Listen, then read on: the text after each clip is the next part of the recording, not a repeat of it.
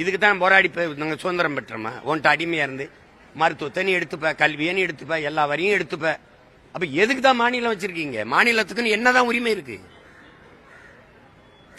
தன் மாநில பிள்ளைகளை படிக்க வைக்கிற உரிமை கூட ஒரு மாநிலத்துக்கு இல்லைன்னா நீங்க சொல்றதான் கேட்கணும்னா அவர் சட்டாம்பளம் மாதிரி இருந்துகிட்டு அவர் சொல்றதையெல்லாம் கேட்கணும்.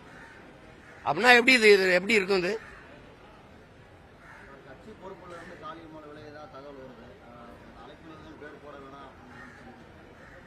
எப்படி திருச்செந்தூர்ல ஒரு அழைப்புதல்ல வந்து சமூக செயல்பாட்டாளர் காளியம்மான்னு போட்டுட்டாங்க. அது நாம் தமிழர் விலகிட்டாங்க. அது தெரியல. அது கட்சிக்குள்ள இந்த கட்சிக்குள்ள முழு சுதந்திரம் இருக்கு. இருந்து இயங்குவதற்கும் விருப்பம் இல்லைன்னா வெளியேறுவதற்கும் முழு சுதந்திரம் இருக்கு. இது ஒரு ஜனநாயக அமைப்பு. தங்கச்சியை நாங்க தான் அன்பா முதல்ல சமூக செயற்பாட்டாளர் தான் தங்கச்சி இருந்தாங்க. அவங்களை அழைச்சிட்டு வந்தது நான் தான். இன்னைக்கு வந்து அவங்களுக்கு எல்லாருக்குமே எல்லா சுதந்திரம் இருக்கு. பக்கத்தில் நிற்கிறவரோட நாளைக்கு வேற ஒரு அமைப்புல போய் சேர்ந்து இயங்கணும்னு தோணுச்சுன்னா அவர் போகலாம். வரும்போது வாங்க வாங்க வணக்கம் ரொம்ப நன்றின்னு சொல்லுவோம்.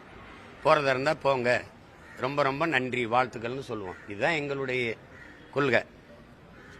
உங்களுக்கு தெரியும்னு நினைக்கிறேன். பருவ காலங்களில் இலையுதிர் காலம்னு ஒன்று இருக்கும். அது மாதிரி எங்க கட்சிக்கு இது கலையில் உதிர் காலம். அப்படி திடீர்னு வருவாங்க போவாங்க. என்ன இப்போலாம் முன்னைக்கு இப்ப வெளியில போனா நீங்க எல்லாம் எடுத்து ஒரு பேச்சு மாதிரி போடுறதுனால கேள்வி கேட்கறதுனால எல்லாரும் ஒரு கடிதத்தை எழுதி வச்சுட்டு போறாங்க. நான் விலகுறேன் விலகுறேன் விலகுறேன்ட்டு. அது உடனே நீங்க ஒரு பேச்சு மாதிரி எடுத்து போறதுனால அது எங்களுக்கு கேட்கறதுக்கு பாக்குறதுக்கு ரசிக்கிறதுக்கு நல்லா தான் இருக்கு.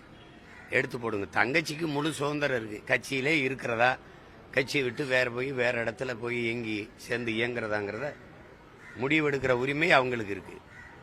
அதுல ஒன்றும் கருத்து நம்ம சொல்ல முடியாது. அடிப்படை பிரச்சனைகள் இந்த நிதி பிரச்சனைகள் இருக்க சூழல்ல இந்த மும்மொழி கொள்கையை வச்சு துணை முதல்வரும் அண்ணாமலையும் மாத்தி மாத்தி சவால் விட்டு ஒரு போர் தம்பி அடிப்படையில பெரிய பிழை நிகழ்ந்துருச்சு. கல்வி மாநில பட்டியல்ல மாநில உரிமையா தான் இருந்தது.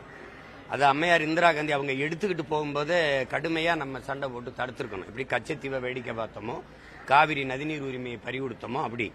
இப்ப நீங்க இந்திய ஏன் எல்லா மாநிலமும் இருக்கும்போது நீ மட்டும் எதிர்க்கிறேன்னா இந்த நிலப்பரப்பு முழுதும் இருக்கிற மக்கள்ல எல்லாருமே வந்து கலப்பினங்களா இருக்கிறாங்க. பல்வேறு மொழிகளால இங்க பாருங்க கலந்து பிரிந்து உருவான மொழிகளா இருக்கு.